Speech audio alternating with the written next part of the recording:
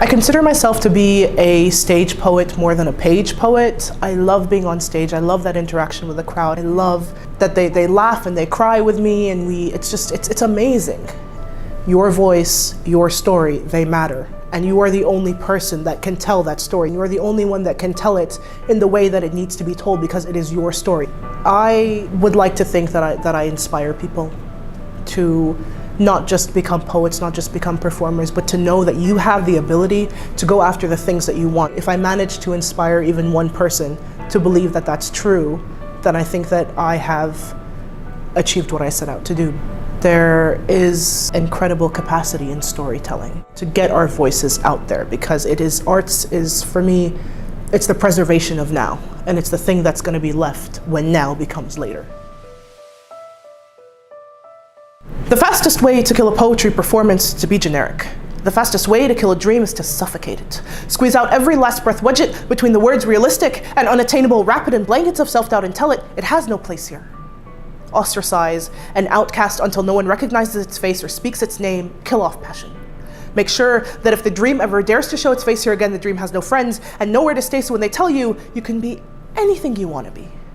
They mean something within reason, within the constructs of a society that dictates what is acceptable. Find a job that is acceptable, silence your passion, watch your dreams like a silent movie on repeat. When I tell them I'm a poet, when I tell them I am a poet, they look at me like a failed business venture. Sorry, we can't meet with you. Call us back when you have a stronger proposal. Poets and entrepreneurs with no convention is just convenience we use to convince ourselves that our dreams are worthless, that we are worth less than is customary, convicting us with no judge and a fact-lacking jury. Your Honor, I move to dismiss the notion of the continuous, quote, status quo. You can't quell my concern. Yes, you can direct quote me on that. Let's recap. They say they like my flow, but I know that it means that we object to this rejection. Let the record show we know it is never about the final destination. It is about how badly we want to get there. This is for people who want to get there. The underdogs, who know they can beat the odds when the deck is clearly stacked against them. These are people who know it can happen when muggles believe in magic. They look to new horizons like Frodo leaving the Shire scared, but determined they are not misfits. They are perfectly placed apostrophes. The difference between Y-O-U apostrophe R-E and your this is about survivors like us, skin grown thick like armor, riding through life like a battlefield. We are knuckles bruised from knocking on doors that said they'd never open because our ideas were never good enough. But the same people rejecting us, the same people rejecting us are the same people who use the flower-crowned filter and forget that Snapchat was a startup.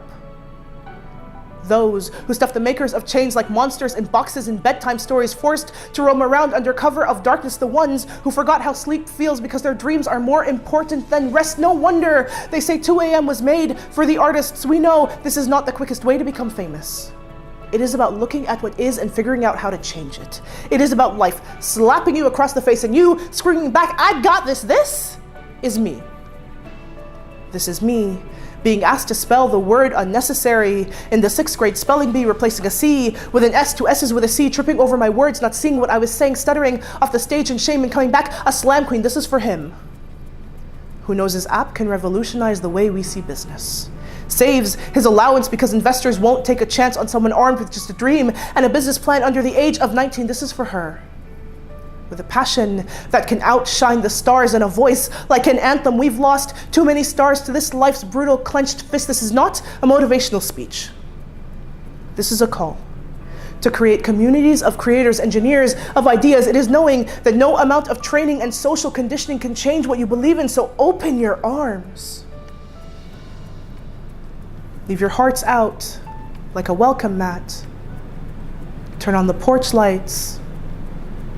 It's been a starless night for far too long. Let the dreams know. Let the dreams know. It's time to come home.